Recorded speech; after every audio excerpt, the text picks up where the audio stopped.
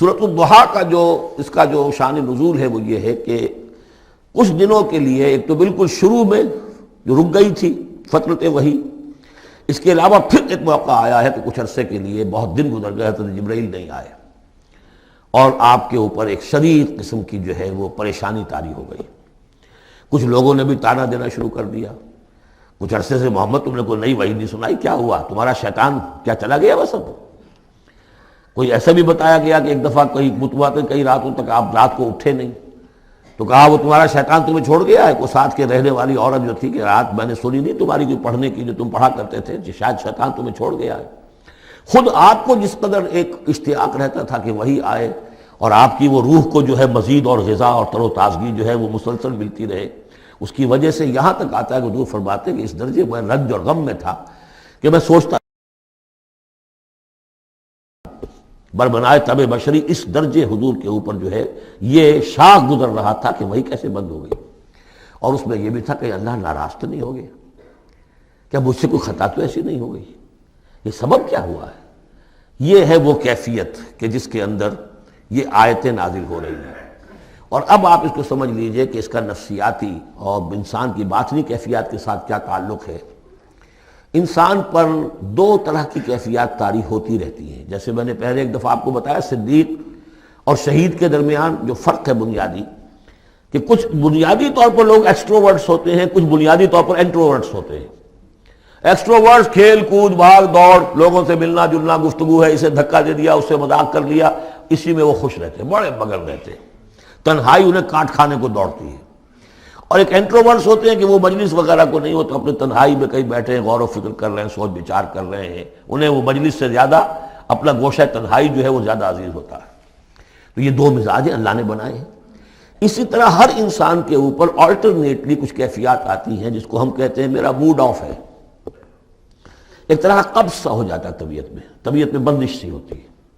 کسی وقت اسی شخص کے اندر پھر انشراح سا ہو جاتا ہے، پھر ہنسنے بولنے کو جی چاہتا ہے، گفتگو کرنے کو جی چاہتا ہے۔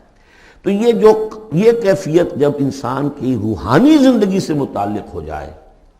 تو اس کو پھر صوفیہ نے نام دیا قبض اور بسط۔ کبھی طبیعت میں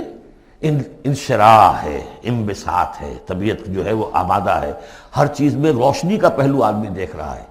ہر چیز کے اندر آپ کو معلوم ہے ایک تاریک رخ بھی ہوتا ہے کسی معاملے کا اور روشن رخ بھی ہوتا ہے، اس وقت انسان روشن رخ کو دیکھتا ہے۔ اور ایک وقت میں آتا ہے کہ طبیعت میں بندش سی لگ گئی ہے، جیسے اندر کوئی پکڑ لیا کسی نے، اب طبیعت جو ہے وہ بھی اپنے اندر وہ انقباض محسوس کر رہی ہے، اور پھر آدمی پیسیمسٹک ہو جاتا ہے، نا امید سا ہوتا ہے، پھر اسے ہر معاملے کا تاریک پہلو زیادہ نظر آنے لگتا ہے۔ تو یہ قبض اور بسط کی کیفیات ہیں۔ جب کبھی قبض کی کیفیت ہو، قاضی ثناء اللہ پانی پتی رحمۃ اللہ علیہ نے تفسیر مظہری میں لکھا ہے کہ قبض کی کیفیت میں اس صورت کا پڑھنا تریاق ہے، جس طرح حضور صلی اللہ علیہ وسلم کے لیے گویا کہ اس وقت جو وحی کا بند ہو جانا تھا وہ گویا کہ ایک طرح کے انقباض اور قبض کی کیفیت پیدا ہوئی تھی، اس میں اب اللہ تعالیٰ فرما رہے ہیں والضحیٰ، قسم ہے دن کے دھوپ چڑھنے کے وقت کی، واللیل اذا سجا، اور قسم ہے رات کی جبکہ وہ چھا جائے یا ساکن ہو جائے، سجا کے دونوں معنی ہے سکون۔ اب دیکھیے ان دونوں کو کیوں لائے، اس لیے کہ صبح ہے، حرکت ہے، برکت ہے، چلنا ہے، دوڑنا ہے، ہر شخص جا رہا ہے، ادھر جا رہا ہے ادھر جا رہا ہے، رات کو سکون ہو گیا، تاریکی چھا گئی اور شور سنگامہ ختم ہو گیا۔ لیکن یہ رات اور دن دونوں ضروری ہیں انسان کے لیے، یہاں کا نظام چلانے کے لیے۔ اگر رات ہی رات ہوتی تب بھی یہ دنیا نہ چلتی، اور دن ہی دن ہوتا تب بھی نہ چلتا، تو رات بھی ضروری ہے۔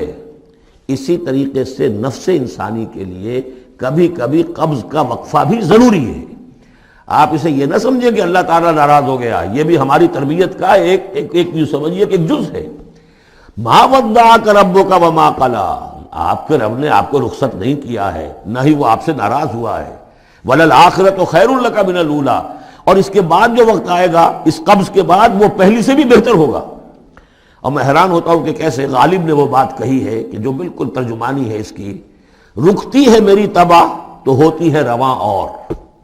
یعنی یہ کہ جب میری طبیعت کے اوپر کبھی کبھی رکاوٹ سی آ جاتی ہے، اب شعر جو ہیں اچھے نازل نہیں ہو رہے، لیکن جب وہ رکاوٹ سے میں نکلتا ہوں، اس قبض سے نکلتا ہوں، رکتی ہے میری طبع تو ہوتی ہے رواں اور، اس لیے کہ اس قبض کے بعد جب مرحلہ آتا ہے انبساط کا اور انشراح کا تو وہ ایک قدم آگے ہوتا ہے آدمی، اس پہلی کیفیت سے ایک درجہ جو ہے اس کا بڑھ چکا ہوتا ہے۔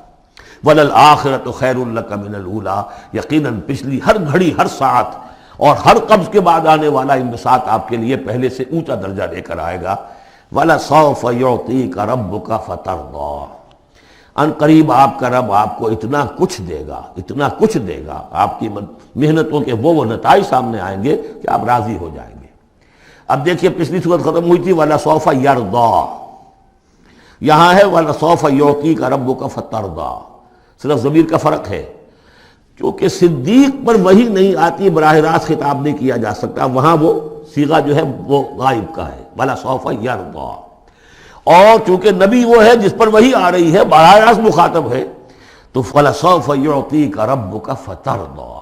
آپ کا رب اتنا کچھ دے گا کہ آپ راضی ہو جائیں گے۔ اب یہ کہ اسی قبض کی حالت میں پھر اللہ تعالیٰ اپنے احسان جتا رہا ہے، اور یہ بہترین ہے۔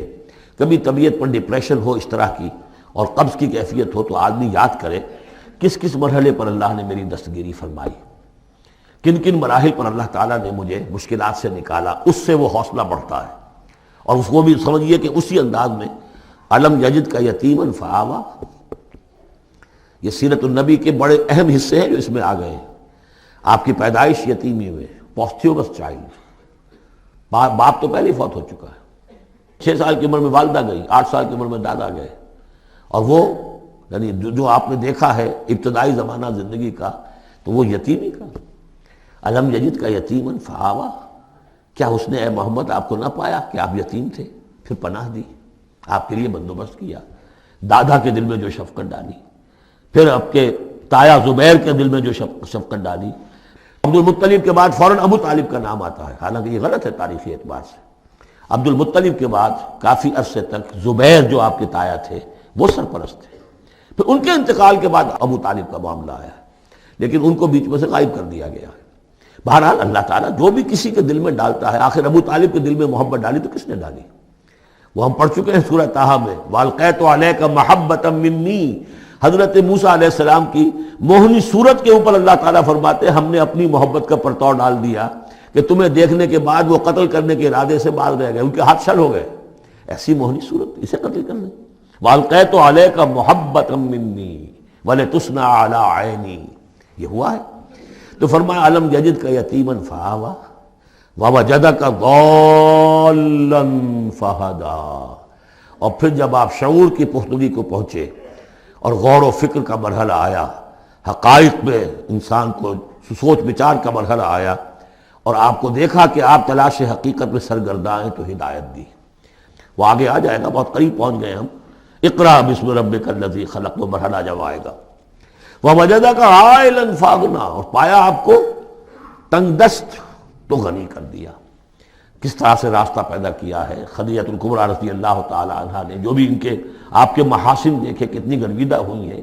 بڑے بڑے سردار قریش کے جو ہے ان سے نکاح کے خواہش مند تھے، انہوں نے خود جو ہے اپنی لونی کے ذریعے سے پیغام دیا ہے حضور کو۔ تو یہ ساری چیزیں جو ہیں ان کی ساری دولت جو ہے وہ پوری کی پوری انہوں نے لا کر حضور کے قدموں میں ڈال دی ہے۔ وَوَجَدَكَ عَائِلًا فَأَغْنَىٰ فَأَمَّا الْيَتِيمَ فَلَا تَقْهَرْ، تو اے نبی تقاضے ان تینوں چیزوں کے کیا ہیں؟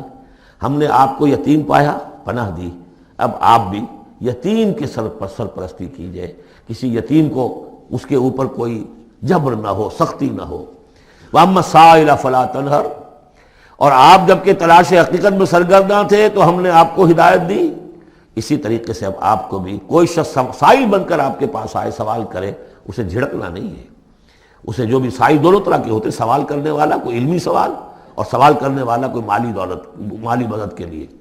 وَأَمَّا بِنِعْمَةِ رَبِّكَ فَحَدِّثْ، اور جو ہدایت تمہیں دی ہے ہم نے اب اسے عام کرو، یہ نعمت ہے، آپ کے رب کا انعام ہے، یہ ہدایت جو آپ کو عطا ہوئی ہے اس کو بیان کرو۔ اس کے بیان کرنے میں یہ بھی ہے کہ اللہ کے انعامات کا چرچا انسان کرے اس کا شکر ادا کرنے کے لیے، اور یہ بھی ہے کہ اس کو پھیلائے اور عام کرے، دوسروں تک پہنچائے، ورنہ وہ بخل ہو جائے گا کہ وہ دولت جو ہے ہدایت کی اس کو آدمی صرف اپنی ذات تک محدود رکھے اور اس کا جو خیر ہے وہ دوسروں تک نہ پہنچائے۔